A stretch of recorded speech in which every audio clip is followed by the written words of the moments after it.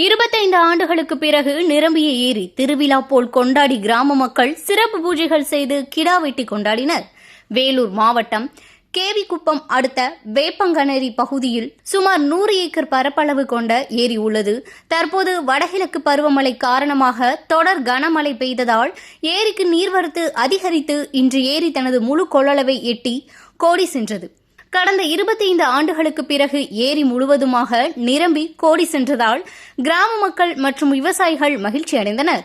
இதனிடையே ஏரி முழுவதுமாக நிரம்பியதை அடுத்து மேலதாளங்களுடன் ஊர்வலமாக வந்து ஏரி நீருக்கு சிறப்பு பூஜைகள் செய்து ஆடு வெட்டி ஏரி நீரில் மலர்கள் தூவி திருவிழா போல் கொண்டாடிய ஊராட்சி மன்ற தலைவர் மோகன் மற்றும் ஊர் பொதுமக்கள். கடந்த 4 ஆண்டுகளில் 3வது முறையாக ஏரி நிரம்பினாலும் முழுவதுமாக நிரம்பி கோடி சென்றது இந்த முறைதான் என்பது குறிப்பிடத்தக்கது. 25 ஆண்டுகளுக்கு பிறகு ஏரி முழுவதுமாக நிரம்பியதை அடுத்து கிராம மக்கள் திருவிழா போல் கொண்டாடியது குறிப்பிடத்தக்கது.